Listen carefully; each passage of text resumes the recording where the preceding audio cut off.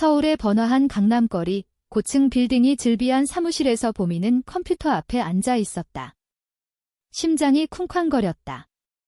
그녀의 손가락이 키보드를 두드리며 오랜 시간 품어온 감정을 쏟아내고 있었다. 보희야, 나 너를 좋아해. 매일 내 미소를 볼 때마다 내 세상이 밝아져. 이 감정을 더 이상 숨길 수 없어. 이메일의 제목은 너에게만이었다. 보미는 깊게 숨을 들이마시고 보내기 버튼을 눌렀다. 순간 화면에 떠오른 메시지, 전송 완료 수신자, 이사회 전체. 그녀의 얼굴이 창백해졌다. 아니, 이게 무슨... 보미는 자리에서 벌떡 일어났다. 실수였다. 주소록에서 보희를 선택하려다 실수로 이사회 그룹을 눌러버린 것이다. 회사 전체 이사진에게 그녀의 비밀스러운 고백이 퍼져나갔다. 보미는 28살, 대기업 IT 부서에서 일하는 평범한 직장인이었다. 어린 시절부터 조용하고 내성적인 성격으로 가족의 기대 속에 서울대 컴퓨터공학과를 졸업하고 이 회사에 입사했다. 한국 사회의 보수적인 분위기 속에서 그녀는 자신의 성 정체성을 숨겨왔다. 레즈비언이라는 사실을 가족에게도 친구에게도 털어놓지 못했다. 오직 혼자서 감당하며 살아왔다. 그런 그녀에게 보희는 빛이었다. 보희는 30살, 같은 부서의 선배로 밝고 카리스마 넘치는 여성이었다. 짧은 머리에 날카로운 눈매, 하지만 웃을 때마다 부드러워지는 표정이 보미를 사로잡았다. 보희는 회사에서 인정받는 리더로 프로젝트를 이끌며 후배들을 챙기는 따뜻한 면모를 가졌다. 두 사람은 입사 후부터 가까워졌다. 늦은 밤 야근을 하며 함께 라면을 먹고 주말에 한강공원에서 산책하며 이야기를 나누었다. 보미야, 너 정말 재능 있어? 더 자신감을 가져. 보희의 그런 말들이 보미의 마음을 녹였다. 한국의 직장 문화에서 선후배 관계는 엄격하지만 보희는 항상 보미를 특별히 대했다. 보미는 그게 단순한 친절이 아니라고 믿었다. 보희의 시선에서 느껴지는 따스함, 손이 스치는 순간의 떨림. 하지만 보희는 결혼을 앞둔 약혼자가 있었다. 회사 사람들 사이에서 유명한 이야기였다. 보희의 약혼자는 같은 업계의 성공한 남성으로 결혼식 초대장이 이미 돌고 있었다. 이메일 사건이 터진 그날 아침, 회사 분위기는 이상했다. 엘리베이터에서 동료들이 수근거렸다. 얘야, 그 이메일 봤어? 보미가 보희 선배한테. 보미는 사무실에 도착하자마자 자리에 앉아 고개를 숙였다. 핸드폰이 진동했다. 메시지, 보미 씨, 대표님 사무실로 오세요. 그녀의 다리가 후들거렸다. 대표실로 가는 길, 복도에서 보희를 마주쳤다. 보희의 눈빛은 차가웠다. 보미야, 이게 무슨 짓이야. 그 한마디에 보미의 세상이 무너졌다. 보희의 목소리는 분노와 당황으로 떨리고 있었다. 대표실에서 기다리고 있던 것은 회사 고위 임원들이었다. 김보미 씨, 이 이메일은 실수인가요? 아니면 의도된 건가요? 대표의 목소리는 엄숙했다. 한국 기업 문화에서 개인적인 감정은 철저히 숨겨야 했다. 특히 성소수자에 대한 편견이 여전한 사회에서 이는 스캔들이었다. 보미는 고개를 들 수 없었다. 실수입니다. 죄송합니다. 하지만 이미 늦었다. 이메일은 회사 내부망을 통해 퍼졌고 소문은 불처럼 번졌다. 동료들의 시선이 따가웠다. 점심시간에 식당에서 들려오는 속삭임, 보미가 레즈비언이래. 보희 선배 불쌍해. 보미는 집으로 돌아와 침대에 누웠다. 서울의 밤하늘을 보며 눈물이 흘렀다. 왜 하필 보희일까? 왜 이 감정을 숨기지 못했을까? 그녀는 어린 시절을 떠올렸다. 부산에서 자란 보미는 보수적인 가정에서 자랐다. 어머니는 항상 좋은 남자 만나 결혼해야 해라고 말했다. 학교에서 여자친구를 좋아하게 된 순간부터 그녀는 죄책감에 시달렸다. 한국 사회의 LGBT 인권은 점점 나아지고 있지만 여전히 많은 사람들이 숨겨진 삶을 산다. 보미처럼. 그날 밤, 보희로부터 메시지가 왔다. 내일 회사에서 이야기하자. 보미의 마음은 복잡했다. 두려움과 희망이 뒤섞였다. 어쩌면 이 실수가 새로운 시작이 될 수 있을까? 하지만 현실은 냉혹했다. 다음 날, 보희는 보미를 피했다.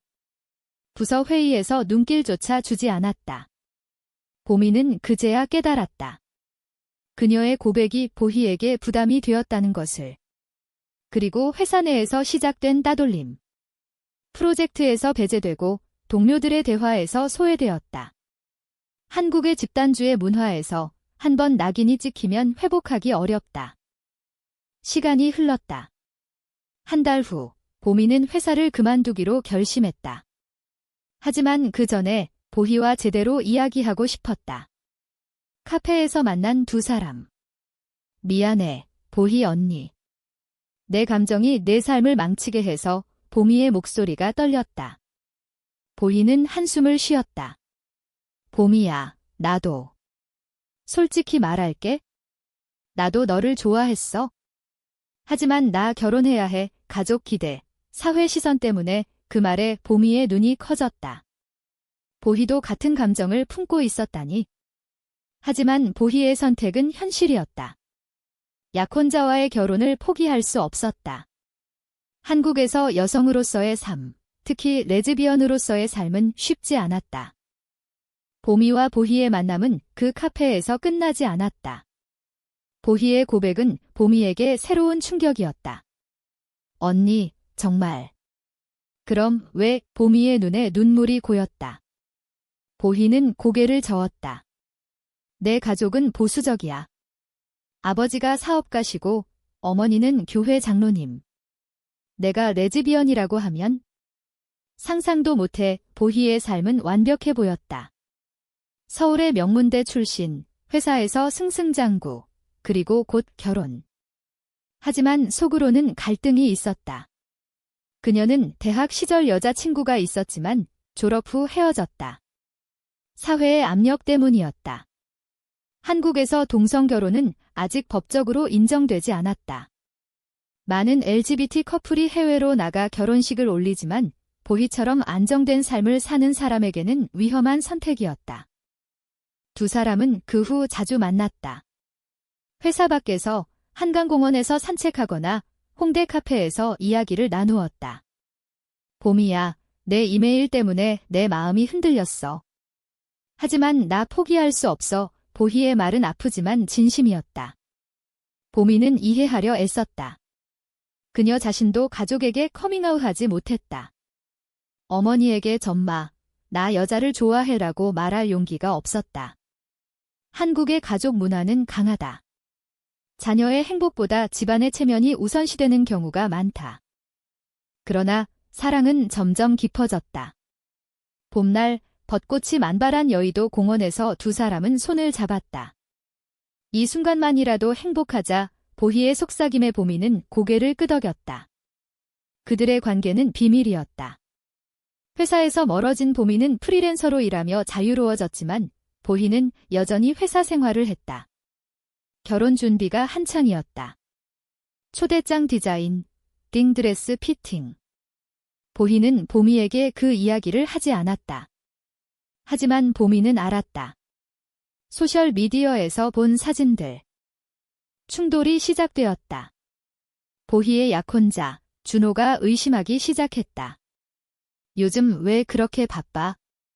누굴 만나? 준호는 보희의 핸드폰을 몰래 받고 보미와의 메시지를 발견했다. 이게 뭐야? 너 레즈비언이야. 준호의 분노가 폭발했다. 그는 보희를 협박했다. 이 사실을 회사에 알리면 내 커리어 끝이야. 의 보희는 공포에 떨었다. 한국 사회에서 성소수자 차별은 여전하다. 직장에서 해고되거나 승진이 막힐 수 있다. 보희는 보미에게 말했다. 우리 그만 만나자. 미안해. 그 말은 보미에게 칼날 같았다. 언니, 왜? 우리 사랑인데. 보미는 울었다. 하지만 보희의 선택은 냉정했다. 그녀는 가족과 사회를 택했다. 반전은 여기서 그치지 않았다. 준호는 복수심에 불타 보미의 이메일을 회사에 다시 퍼뜨렸다. 이번에는 익명으로. 회사 내부에서 스캔들이 재점화되었다. 보희는 압박을 받았고 결국 보미를 배신했다. 회의에서 보미 씨의 실수로 피해를 입었어요. 저는 그런 관계가 아니에요 라고 증언했다. 보미는 충격받았다. 사랑하는 사람이 자신을 버렸다. 그녀는 서울을 떠나 부산으로 내려갔다. 고향집에서 어머니와 지냈다. 보미야, 왜 갑자기 내려왔어? 회사 그만둔 거야? 어머니의 물음에 보미는 대답하지 못했다. 밤마다 눈물을 흘렸다. 한국의 바다를 보며 보희를 그리워했다. 하지만 이 경험은 그녀를 강하게 만들었다. 보미는 온라인 커뮤니티에서 LGBT 모임을 찾았다. 비슷한 아픔을 가진 사람들과 이야기하며 치유되었다. 시간이 흘러 보희의 결혼식이 다가왔다. 보미는 초대받지 않았지만 소식을 들었다. 결혼식 당일, 보희는 웨딩드레스를 입고 거울을 봤다. 행복해야 할 순간 눈물이 흘렀다. 보미야, 미안해. 그녀는 속으로 중얼거렸다. 결혼은 사회적 의무였다. 하지만 마음은 보미에게 있었다. 결혼식 후 보희의 삶은 변했다. 신혼여행을 다녀온 후 그녀는 회사에서 더 열심히 일했다. 하지만 마음속 공허는 채워지지 않았다. 밤마다 보미를 생각했다. 내가 왜 그랬을까? 후회가 밀려왔다. 한국의 결혼 문화에서 이혼은 쉬운 선택이 아니다. 특히 여성에게는 사회적 낙인이 따른다. 보희는 남편 준호와의 관계를 유지하려 애썼다. 하지만 준호는 여전히 의심의 눈초리를 거두지 않았다. 너 아직 그 여자 생각해. 다툼이 잦아졌다. 한편 보미는 부산에서 새로운 삶을 시작했다. 프리랜서 개발자로 일하며 지역 LGBT 단체에 참여했다. 저처럼 숨기지 마세요. 용기를 내세요. 그녀는 모임에서 자신의 이야기를 공유했다. 한국의 LGBT 운동은 점점 활발해지고 있었다. 프라이드 퍼레이드, 법적 권리 투쟁. 보미는 그 속에서 자신을 찾았다. 어머니에게 커밍아웃했다. 엄마, 나 여자를 좋아해. 어머니는 처음에 충격받았지만 결국 받아들였다. 내 행복이 제일 중요해. 그 말에 보미는 울었다. 가족의 지지는 그녀에게 힘을 주었다. 보희는 보미의 소식을 들었다. 소셜미디어에서 본 게시물. 보미가 행복해 보였다. 보희의 마음이 아팠다. 그녀는 결심했다. 남편에게 솔직히 털어놓자. 준호야, 나 보미를 사랑해. 미안해. 준호의 반응은 예상대로였다. 이혼하자. 이혼 소송이 시작되었다. 한국에서 이혼은 복잡하다. 재산 분할, 사회적 시선. 보희는 회사에서 사표를 냈다. 스캔들이 다시 불거질까 두려웠다. 보희는 보미를 찾았다. 부산으로 내려가 보미의 집 근처 카페에서 기다렸다. 보미야, 나왔어. 왜? 보미는 놀랐다. 언니. 왜? 보희는 눈물을 흘리며 말했다. 내가 잘못했어. 너 없이 못 살겠어. 두 사람은 포옹했다. 하지만 상처는 깊었다. 보미는 언니가 날 배신했잖아 라고 말했다. 보희는 무릎 꿇었다. 용서해줘. 사회 압력 때문에 그랬어. 그들의 재회는 쉽지 않았다. 보미는 상처를 치유 중이었고 보희는 이혼 절차 중이었다. 하지만 사랑은 강했다. 여름날 제주도로 여행을 갔다. 검은 모래 해변에서 손을 잡고 걸었다. 우리 함께 할 수 있을까? 보미의 물음에 보희는 노력할게 라고 답했다. 제주의 자연은 그들의 마음을 치유했다. 한국 문화 속에서 두 사람은 작은 행복을 찾았다. 친구들의 지지, 온라인 커뮤니티의 응원. 그러나 현실의 벽은 높았다. 보희의 가족이 반대했다. 너 미쳤어. 이혼하고 여자랑 산다고. 아버지의 분노. 보희는 집에서 쫓겨났다. 서울의 작은 아파트에서 혼자 살았다. 보미는 부산에서 올라와 함께했다.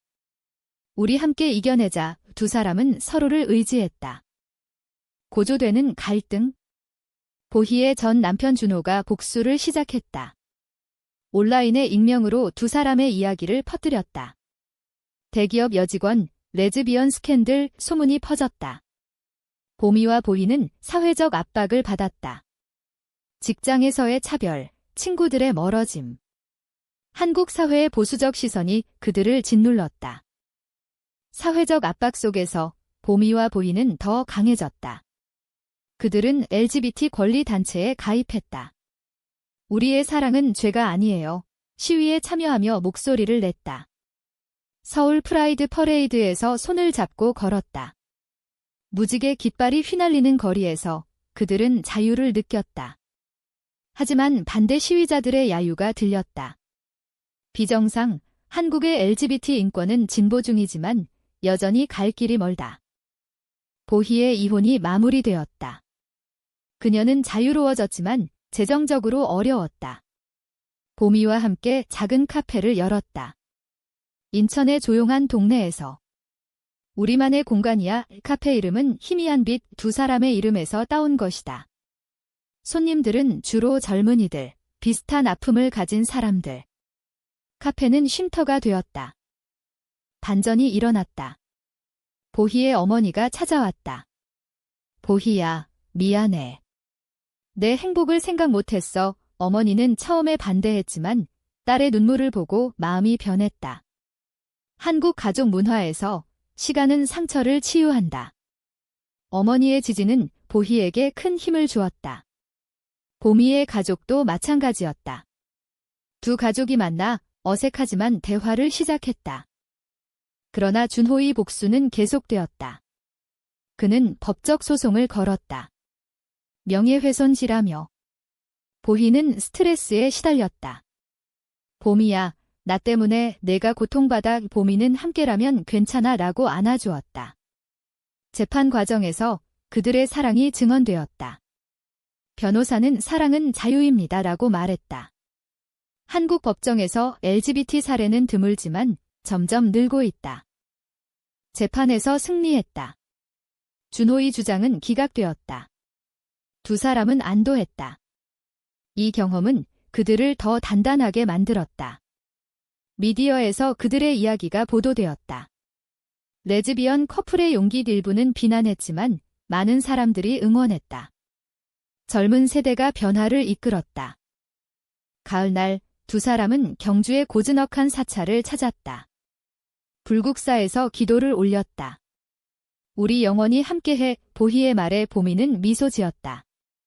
한국의 전통 문화 속에서 그들은 평화를 찾았다. 사찰의 종소리가 그들의 마음을 울렸다. 하지만 인생은 예측 불허. 보희가 병에 걸렸다. 위암 초기. 왜 나한테? 보희는 절망했다. 보미는 곁을 지켰다. 병원에서 손을 잡고 언니, 나랑 싸워. 치료 과정은 힘들었다. 화학요법, 머리카락 빠짐. 보희는 약해졌지만 보미의 사랑이 버팀목이었다. 보희의 병은 고비를 넘겼다. 수술 후 회복 중이었다. 보미는 매일 병원을 오갔다. 언니, 밥 먹자. 이 그녀가 만든 죽을 먹이며. 이 시련은 그들의 관계를 더 깊게 만들었다. 보미야, 너 덕분에 살았어. 보희의 눈물. 한국 의료 시스템은 훌륭하지만 정신적 지지가 중요하다. 친구들과 가족이 도왔다. 회복 후 두 사람은 해외로 여행했다. 일본 도쿄에서.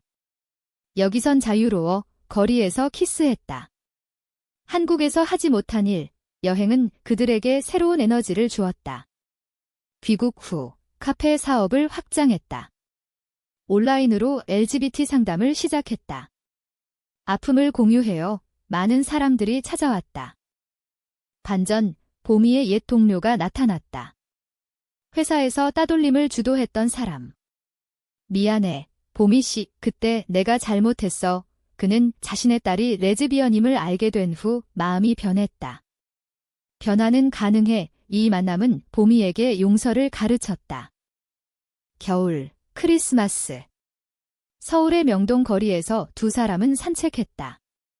불빛이 반짝이는 거리. 메리 크리스마스, 사랑의 보희의 선물, 반지. 우리 약속하자. 보미는 감동받았다. 한국의 크리스마스는 로맨틱하다. 커플들이 많지만 그들은 특별했다. 하지만 사회적 도전은 계속. 법 개정 운동에 참여했다.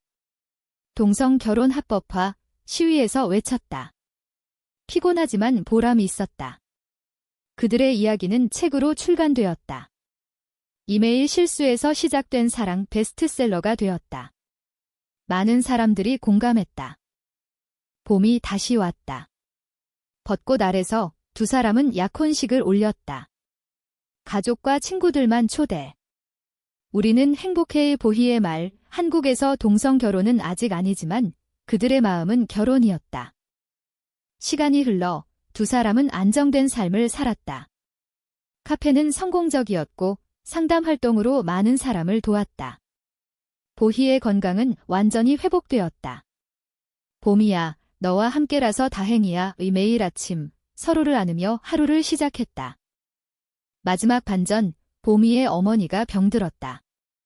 보미는 부산으로 내려갔다. 보희도 함께. 시어머니, 괜찮으실 거예요. 보희의 말에 어머니는 미소 지었다. 가족이 하나가 되었다. 어머니의 회복 후 두 가족이 모여 식사했다. 이제 행복하게 살아. 어머니들의 축복. 결말은 인문적이었다. 그들의 사랑은 사회를 변화시켰다. 작은 이야기 하나가 많은 사람에게 희망을 주었다. 한국 사회는 천천히 변하고 있다. LGBT 권리가 인정되는 날을 꿈꾸며. 마지막 장면, 한강공원에서 두 사람이 벤치에 앉아 있다. 그 이메일 실수가 아니었다면 우리는 만나지 못했을까? 보미의 물음. 보희는 웃었다. 운명이었어. 손을 잡고 노을을 바라보았다. 사랑은 실수에서 시작되었지만 용기와 인내로 꽃피었다.